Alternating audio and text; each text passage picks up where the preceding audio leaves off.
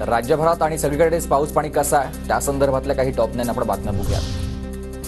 धाड नदीच्या पुरात बाईकसह चालकही वाहून गेल्याची धक्कादायक घटना। छत्रपती संभाजीनगर जिल्ह्यातील खुलताबाद तालुक्यातली ही घटना। घटनेचा व्हिडिओ समोर।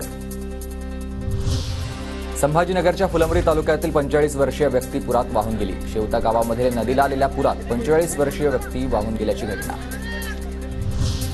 नांदेड जिल्ह्यातील असना नदीला पूर 2 दिवसांपासून जिल्ह्याला मुसळधार पावसाने झोडपलाय।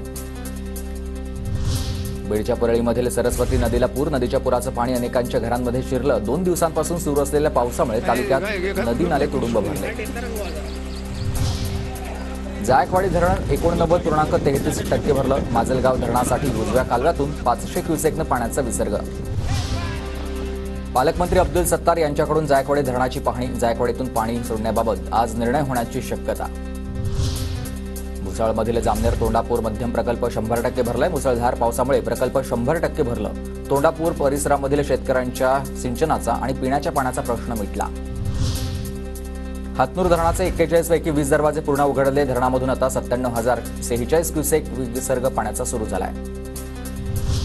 तेलंगणा आंध्र प्रदेशमध्ये गेल्या 3 दिवसात मुसळधार पाऊस। पावसामुळे अनेक नद्यांना पूर। 4.5 लाख नागरिकांना फटका बसला।